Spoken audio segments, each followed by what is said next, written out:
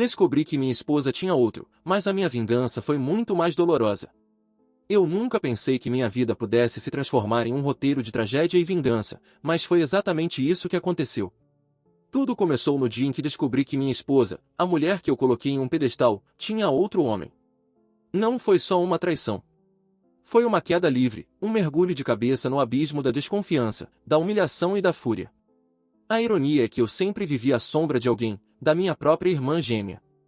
Desde que nascemos, meus pais deixaram claro que ela era filha perfeita. Bonita, popular, obediente. Eu? Eu era só o reflexo borrado, a sombra. Cada conquista minha era diminuída, cada erro dela era desculpado. Ela roubava meus sorrisos, meus amigos, minha confiança. E, mesmo assim, eu segui em frente. Casei, construí uma vida, tentei acreditar que finalmente era visto. Mas o destino não se contenta em apenas dar uma rasteira. Ele precisa empurrar o corpo caído mais fundo no buraco.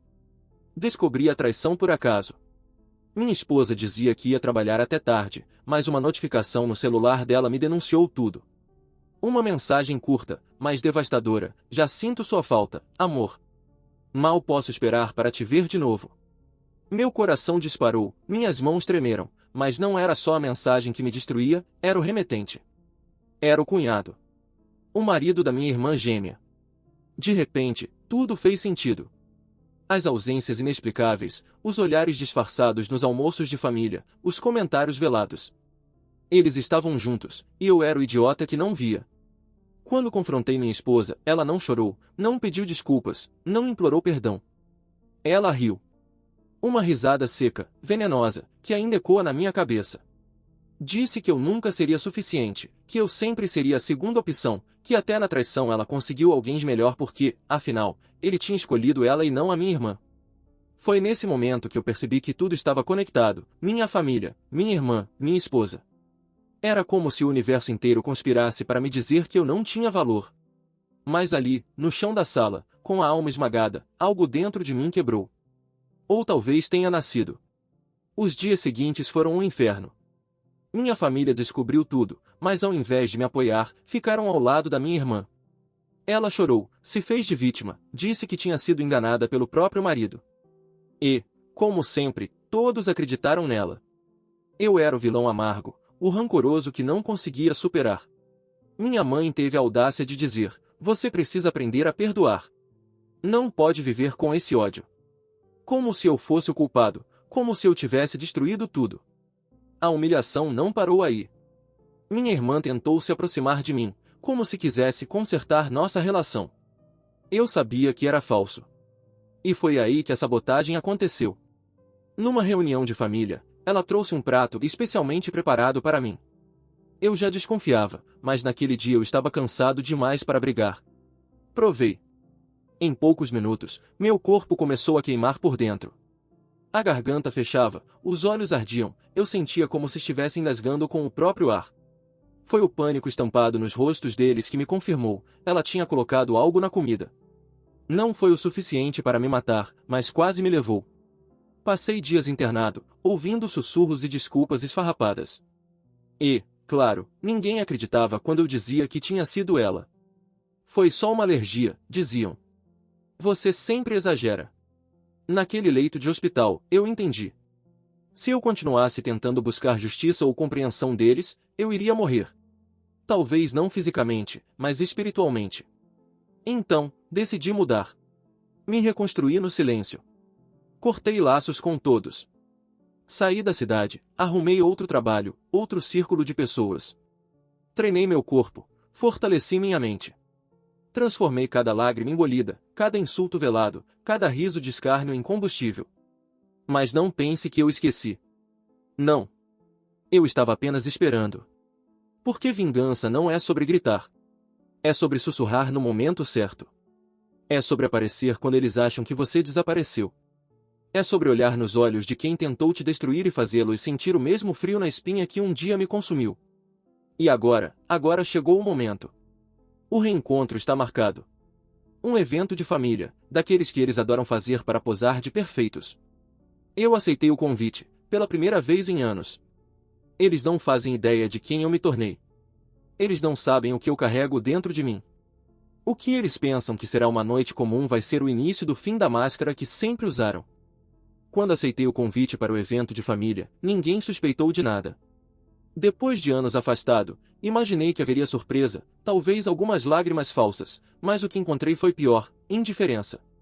Como se minha ausência tivesse sido um capricho infantil, como se eu fosse apenas a ovelha desgarrada que finalmente voltou para o aprisco. Cheguei de cabeça erguida, bem vestido, com um semblante que aprendi a cultivar no espelho, frio, controlado, distante. Por dentro, meu coração batia como um tambor em guerra, mas eu não deixaria que vissem isso. Não mais.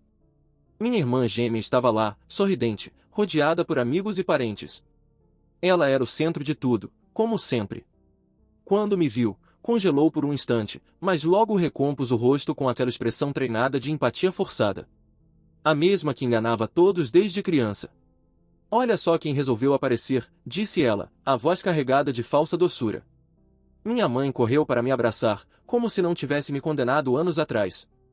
Meu pai deu um tapinha seco no ombro. Até minha ex-esposa estava lá, acompanhada do homem que um dia também foi meu cunhado, agora oficialmente ao lado dela, como se nada tivesse acontecido. Foi nesse momento que percebi, para eles, eu nunca fui vítima. Eu era só um detalhe descartável na narrativa perfeita da família. O jantar começou. Conversas, risadas, brindes. Eu observava tudo em silêncio, bebendo meu vinho devagar, como um predador à espreita. O tempo que passei longe não foi apenas para curar minhas feridas. Eu planejei cada passo, cada palavra, cada olhar que daria naquela noite. A oportunidade surgiu quando decidiram fazer discursos, uma tradição ridícula em que todos agradeciam pela união familiar. Minha irmã foi a primeira. Ela falou sobre superação, sobre a importância do perdão, sobre como família é tudo o que temos. O público aplaudiu como se fosse uma santa. Quando chegou a minha vez, os olhares se voltaram. Alguns ansiosos, outros desconfiados. Respirei fundo e me levantei. Família, comecei, a voz firme, mais calma. É engraçado ouvirmos essa palavra da boca de certas pessoas. Para muitos aqui, família sempre significou espetáculo. Aparência. Máscara. Nunca verdade. As conversas cessaram. Todos me encaravam. Continuei. Vocês sabem o que é ser traído por quem deveria te proteger? Sabem o que é engolir o veneno de uma irmã que, por inveja ou medo, tentou me apagar da existência? Claro que não. Vocês nunca quiseram saber. Minha irmã se levantou bruscamente. Chega disso. Você não vai estragar. Silêncio, cortei, olhando diretamente para ela. Eu fiquei em silêncio tempo demais. Vocês fingiram que foi uma alergia. Fingiram que eu inventei histórias. Mas eu lembro da sua cara quando me viu caído, com a garganta fechando. Lembro do alívio no seu olhar quando todos acreditaram em você. E sabe o que é pior? Eu também lembro de rir internamente, porque naquele instante percebi que ainda estava vivo. E que, um dia, voltaria para cobrar. Um burburinho tomou conta da mesa. Minha mãe tentou me interromper, mas eu levantei a mão. Eu não voltei aqui para pedir perdão. Nem para pedir amor. Voltei para devolver um pouco do que me deram. Mas diferente de vocês, eu não vou envenenar ninguém. Eu vou expor. Peguei o celular e conectei ao projetor que usavam para mostrar fotos da família. Em segundos, imagens começaram a surgir na tela. Prints de conversas íntimas entre minha ex-esposa e o marido da minha irmã, fotos deles em encontros escondidos, áudios debochando de mim enquanto ainda estavam juntos. Eu tinha coletado tudo antes de desaparecer. A sala mergulhou no caos. Gritos, choro, negação. Minha ex tentou arrancar o celular da minha mão, mas eu já tinha enviado todos os arquivos para um grupo no WhatsApp que incluía amigos, parentes e até colegas de trabalho da família. Não havia como apagar. Minha irmã caiu de joelhos, implorando para que eu parasse. Pela primeira vez na vida, eu vi pânico real nos olhos dela. Não era mais a atriz controlando o palco. Era a mulher que finalmente perderá o script. Vocês me destruíram uma vez, falei, a voz gelada. Agora, sintam o gosto do que é ser despedaçado diante de todos. Saí da mesa. Atrás de mim, ouvi os sons de uma casa desmoronando. Meu pai gritava, minha mãe soluçava, minha irmã berrava em desespero. Eu não olhei para trás. No carro, sentado em silêncio, uma parte de mim sentia um alívio perverso. Mas outra parte estava inquieta. Porque, apesar de tudo, eu sabia que não tinha terminado. Minha vingança tinha sido apenas um golpe inicial. A destruição da imagem pública deles era só o começo. Mas algo em mim dizia que minha irmã não deixaria barato. Ela sempre soube manipular, sempre soube virar o jogo. E foi exatamente isso que aconteceu. Na manhã seguinte, acordei com dezenas de mensagens.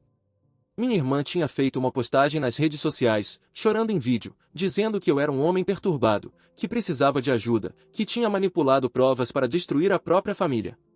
E, para minha surpresa, muitos acreditaram nela. Meu coração acelerou. Eu sabia que ela era capaz de reverter até o impossível. Mas não esperava que fosse tão rápido. Agora, eu estava diante de uma encruzilhada. Se eu deixasse assim, seria engolido pela narrativa dela mais uma vez. Mas se respondesse, teria que ir além do que já planejei. Muito além. E talvez isso significasse cruzar linhas que eu nunca imaginei atravessar. Acordei naquele dia com a garganta seca e a sensação de estar de volta ao mesmo ciclo maldito que sempre me perseguiu. Eu gritava, eles manipulavam, e no fim, todos acreditavam neles. Minha irmã gêmea sempre teve esse dom venenoso de inverter a realidade, como se a verdade fosse apenas uma massa de barro nas mãos dela. E agora, com um vídeo chorando nas redes sociais, ela transformava sua queda em espetáculo de autopiedade. O pior? Funcionava. Comentários pipocavam embaixo da publicação dela. Força, querida, você é tão forte, que irmão cruel, fazer isso com a própria família, fique firme, estamos do seu lado. Eu lia cada palavra como se fossem facas afiadas atravessando minha pele. Ninguém mencionava o que mostrei, ninguém lembrava dos prints, das fotos, dos áudios. Eles só viam as lágrimas bem ensaiadas dela, o teatro barato que sempre funcionou. Por um instante, pensei em desistir. Em desaparecer de novo. Mas então me lembrei da sensação de sufocar na mesa de jantar anos atrás, da garganta fechando depois da comida envenenada, do riso contido no olhar dela enquanto eu quase morria. Esse detalhe nunca saiu da minha memória, e foi o que me deu força para não recuar. Se ela queria guerra de narrativas, eu daria algo que ela não poderia manipular. Passei os dias seguintes investigando, revirando cada pedaço da vida dela. Eu tinha aprendido a ser paciente. Não podia agir com raiva cega. A vingança não é um soco, é uma cirurgia precisa. E a oportunidade surgiu mais rápido do que eu esperava. Descobri que minha irmã, a santa que pregava união familiar, tinha dívidas escondidas. Muitas dívidas. Jogos de azar online, cartões estourados, empréstimos em nome de terceiros. Ela sustentava uma vida de luxo com dinheiro sujo, encobrindo tudo com a imagem perfeita que ostentava no Instagram. E não era só isso. Um amigo em comum, alguém que também havia se cansado da máscara dela, me entregou informações ainda mais pesadas. Minha irmã estava envolvida em um esquema com o próprio chefe, superfaturamento de contratos da empresa onde trabalhava. Documentos, comprovantes, transferências bancárias, tudo estava ali, como uma bomba pronta para explodir. Mas eu sabia que precisava ser estratégico. Se jogasse tudo de uma vez, ela faria o que sempre fez, chorar, manipular, inverter. Eu precisava primeiro plantar a dúvida, corroer a confiança que todos tinham nela, e só então soltar o golpe final. Planejei meu movimento com frieza. Criei um perfil anônimo e comecei a divulgar fragmentos das provas em grupos locais. Pequenas fagulhas, um print de extrato bancário, um comprovante de transferência suspeita. Nada diretamente ligado ao meu nome. Aos poucos, boatos começaram a surgir. E, como sempre acontece, quando a máscara de alguém começa a rachar, as pessoas adoram ser as primeiras a apontar a fissura. Os comentários nas redes mudaram de tom. Será que é verdade? Achei estranho aquele carro novo, sempre desconfiei dessa vida perfeita. Minha irmã reagiu com desespero, tentando apagar rastros, negar tudo. Mas cada passo que ela dava afundava mais. Foi nesse ponto que decidi confrontá-la pessoalmente. Eu queria ver o medo nos olhos dela, queria sentir o gosto da vingança não só no virtual, mas na carne. Esperei ela sair do trabalho e a segui até o estacionamento. Quando ficou sozinha, me aproximei. Você não aprende, não é? Falei, surgindo da sombra. Ela se virou assustada, mas logo recompôs o rosto. Você acha que pode me destruir, mas ninguém vai acreditar em você. Nunca acreditaram. Eu sei, respondi, me aproximando devagar. Mas agora não sou só eu. São documentos, provas, números. Você pode manipular corações, mas não consegue manipular contas bancárias. Ela engoliu seco, mas manteve a pose. Se você soltar isso, destrói a família inteira. Papai, mamãe, todo mundo vai sofrer. Não. Sorri de lado. Só você. E talvez seja a primeira vez na vida em que a verdade finalmente caia sobre quem merece. Ela tentou me empurrar, mas eu segurei firme o braço dela. E naquele instante, vi o pânico real. Não era mais teatro. Era medo cru, aquele que não se encena. Você acha que está no controle? Sussurrei. Mas pela primeira vez, não está. Saí antes que alguém aparecesse. Nos dias seguintes, soltei mais provas. Artigos começaram a circular, pequenas matérias em blogs locais. A queridinha perfeita agora era alvo de suspeitas sérias. Minha mãe me ligou chorando, pedindo que eu parasse. Meu pai gritou, dizendo que eu estava arruinando a própria família. Eu desliguei sem responder. Eles não mereciam nenhuma palavra minha. E então veio o golpe final. Enviei todo o dossiê para a polícia e para a empresa onde minha irmã trabalhava. Não era mais apenas um rumor, era uma denúncia formal. Eu sabia que as consequências seriam devastadoras. Prisão, exposição pública, ruína. Na noite seguinte, ela me ligou. Atendi no viva voz, apenas para ouvir a voz dela tremer pela primeira vez. Você venceu, disse, quase num sussurro. Está feliz agora? Fechei os olhos, sentindo o peso daquelas palavras. Era isso. Eu tinha vencido. Mas em vez de satisfação, um vazio me consumia. Não, respondi. Ainda não. Desliguei antes que ela pudesse reagir. Mas no fundo, eu sabia, algo maior estava por vir. Porque, ao destruir minha irmã, eu tinha cutucado uma colmeia inteira. Pessoas poderosas estavam envolvidas nos esquemas dela, e elas não iriam ficar em silêncio. E foi exatamente essa sombra que apareceu na porta da minha casa, 2 dias depois. Um carro preto estacionado. 2 homens de terno. Nenhuma palavra, apenas um envelope deixado na minha porta. Dentro, uma foto minha tirada naquele mesmo dia, enquanto eu estava no mercado. Sem bilhete, sem assinatura. Apenas a mensagem silenciosa, nós sabemos. Meu sangue gelou. O que começou como vingança pessoal agora tinha se transformado em algo muito mais perigoso. E talvez, dessa vez, não fosse apenas minha irmã que quisesse me ver morto. O envelope ficou sobre a mesa da cozinha durante horas. Eu olhava para aquela fotografia como se ela fosse um espelho distorcido da minha própria vida, eu ali, de perfil, carregando uma sacola comum de mercado, mas registrado por alguém que queria que eu soubesse que estava sendo vigiado. Não era apenas vigilância. Era uma ameaça silenciosa, calculada. Minha primeira reação foi raiva. Eu queria sair correndo e gritar para o mundo que ninguém iria me intimidar. Mas logo o frio da realidade caiu sobre mim, eu não estava lidando apenas com minha irmã gêmea e sua teia de mentiras. Eu tinha mexido em algo maior, em pessoas que tinham muito mais a perder do que reputação familiar. Naquela noite, mal consegui dormir. Cada ruído na rua parecia um passo se aproximando, cada farol de carro iluminando a janela era como uma mira apontada. A lembrança da quase morte com o prato envenenado voltou com força. Só que dessa vez, não era apenas a minha irmã tentando se livrar de mim. Agora eram homens que, provavelmente, não hesitariam em me apagar de verdade. No dia seguinte, recebi uma ligação anônima. Atendi, hesitante. Você não sabe onde se meteu, disse uma voz grave, metálica. A última chance de recuar é agora. Se continuar, vai desaparecer. Antes que eu pudesse responder, desligaram. Meu instinto foi querer correr até a polícia, mas logo percebi, quem me garante que não há alguém deles infiltrado? Além disso, se já deixaram um recado tão direto, não iam esperar que eu me protegesse com burocracia. Eu estava sozinho. Foi então que a raiva voltou, queimando como fogo. Eles queriam que eu desistisse, que eu tivesse medo, que me encolhesse como sempre fiz quando minha família me rejeitou. Mas eu já tinha sobrevivido ao veneno da minha irmã, já tinha enfrentado o escárnio de ser a sombra da filha perfeita. Se tentassem me apagar, eu iria arrastá-los comigo. Comecei a planejar com ainda mais cautela. Fiz cópias de todos os documentos que tinha, distribuí em pendrives, escondi em locais diferentes, enviei para amigos de confiança com instruções claras: se algo acontecer comigo, publique isso. Criei um seguro mortal. Se me tocassem, tudo viria à tona. Enquanto isso, minha irmã desmoronava. A mídia local já falava abertamente em investigação contra ela e o chefe. Eu assistia às reportagens em silêncio, sentindo uma satisfação amarga.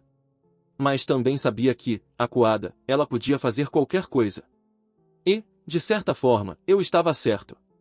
Numa noite chuvosa, bateram na minha porta. Quando abri, encontrei minha irmã, encharcada, olhos vermelhos, mãos tremendo. Precisamos conversar, ela disse, quase sussurrando. Minha primeira reação foi fechar a porta na cara dela, mas algo na expressão dela me fez hesitar. Não era o rosto da manipuladora fria de sempre. Era desespero. Eles vão me matar, ela disse, entrando sem esperar convite. Você não entende, eu não sou a cabeça disso, só fui usada. Eles precisam de um bode expiatório, e eu sou perfeita para isso. A raiva ainda pulsava em mim, mas havia algo na voz dela, uma rachadura, como se pela primeira vez ela estivesse mostrando medo real. Usada? Cuspi. Você destruiu a minha vida, tentou me matar, roubou até o pouco que eu tinha. E agora vem aqui pedir ajuda? Ela chorava, tremendo. Eu fiz coisas horríveis, eu sei. Mas se eles me levarem, não param em mim. Você vai ser o próximo. Eles já sabem do seu nome. Você acha que aquela foto foi só para te assustar? Não, foi um aviso. Você está na lista. Meu sangue gelou. Parte de mim queria expulsá-la, deixá-la apodrecer sozinha. Mas outra parte, contra toda a lógica, reconhecia algo. Talvez, pela primeira vez, estivéssemos no mesmo lado. Não por escolha, mas por sobrevivência. O que você sabe? Perguntei, tentando manter a voz firme. Ela respirou fundo. Tenho provas que nunca cheguei a usar, coisas que guardava caso precisasse me defender. Mas agora, só consigo pensar em fugir. Se eu te der, você pode usar contra eles. Talvez consiga derrubar todo o esquema. Ela tirou um envelope molhado de dentro da bolsa e colocou na mesa. Dentro, havia contratos, assinaturas falsas, registros bancários. Era muito mais do que eu já tinha. Mas eu não consegui confiar totalmente. Era minha irmã, afinal. Podia ser mais uma armadilha. Por que me dar isso? Perguntei. Ela levantou os olhos, cheios de lágrimas. Porque se eu cair, você também cai. Eles não vão deixar você vivo. O peso das palavras ficou no ar. Nos dias seguintes, passamos a nos encontrar em segredo. Dois irmãos que se odiavam, agora unidos pela necessidade de sobreviver. Era estranho. Cada vez que olhava para ela, lembrava do veneno, das risadas, da traição. Mas também sabia que ela era a única pessoa que entendia o tamanho da rede que estávamos enfrentando. Foi então que tomamos a decisão: usaríamos tudo de uma vez. Vazamento em massa. Não mais fragmentos, não mais insinuações. Tínhamos que expor toda a podridão antes que nos calassem. Marcamos o envio para uma noite específica. Jornais, blogs, perfis de denúncia, até parlamentares locais receberiam cópias. Um ataque coordenado, impossível de conter. Mas no dia marcado, algo deu errado. Muito errado. Eu estava em casa, preparando o envio final, quando ouvi um estalo vindo da janela. Me abaixei por instinto. O vidro explodiu com o impacto de uma bala. Meu coração disparou. Eles tinham vindo. Corri até a porta dos fundos, mas o som de passos ecoava na rua. Estava cercado.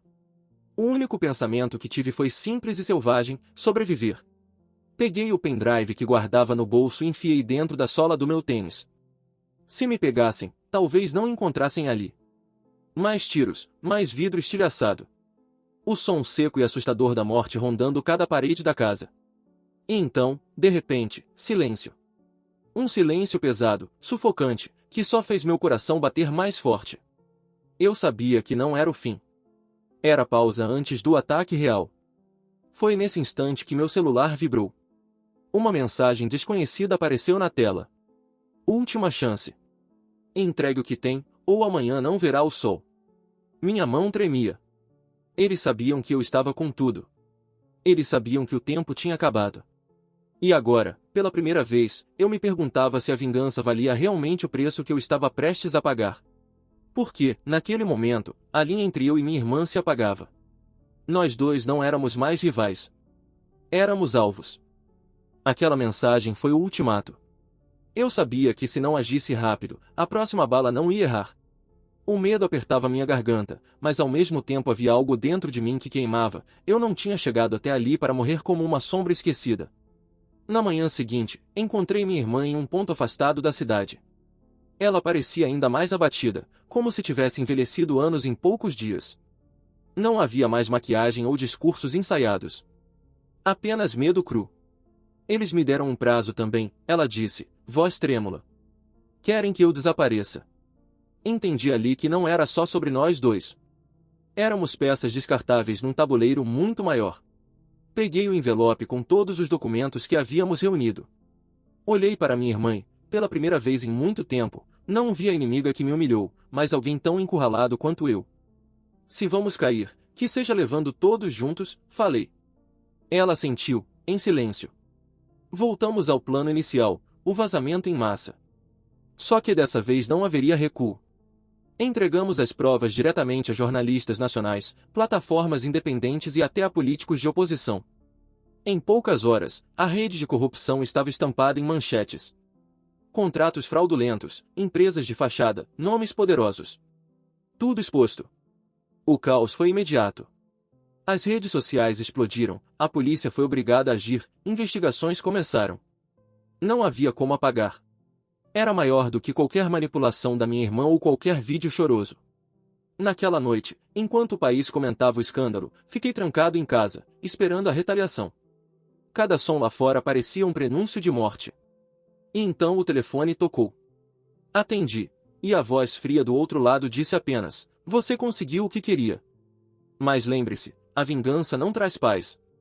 Só mais inimigos. A ligação caiu. Fiquei paralisado, o suor escorrendo pela testa. Eles não iam me matar agora. Não porque não quisessem, mas porque sabiam que, se eu desaparecesse, todos suspeitariam deles. Eu havia me tornado intocável, e, ao mesmo tempo, condenado a viver cercado por olhos invisíveis. Minha irmã sumiu alguns dias depois. Alguns dizem que fugiu, outros que foi levada. Não sei. Talvez nunca saiba. Eu continuei aqui. Vivo, mas marcado. A vitória tinha gosto amargo. Sim, derrubei todos. Expus as máscaras, quebrei as correntes da humilhação.